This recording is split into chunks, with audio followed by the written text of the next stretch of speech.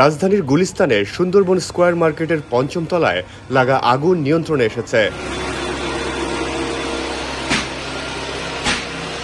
আজ শনিবার সকাল 11টার দিকে এই আগুন নিয়ন্ত্রণে আসে। ফায়ার সার্ভিসের মিডিয়া সেলের কর্মকর্তা তালহা বিন জসিম জানান, সকাল 10টার দিকে ওই মার্কেটে আগুন লাগার খবর পেয়ে ফায়ার সার্ভিস টিম ঘটনাস্থলে আসে। পরে ফায়ার সার্ভিসের 11টি ইউনিটের চেষ্টায় আগুন নিয়ন্ত্রণে আসে। তাৎক্ষণিকভাবে আগুন লাগার কারণ ও ক্ষয়ক্ষতির পরিমাণ জানা যায়নি।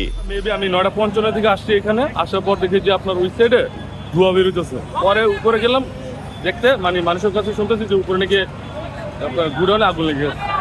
তারপরে আলহামদুলিল্লাহ এটা রাতে লাগেনি, যদি রাতে লাগতো তাতে আরো ভয়াবহ অবস্থা হয়ে যেত। যাক, আল্লাহ তাআলা যা করে ভালোর জন্যই করে।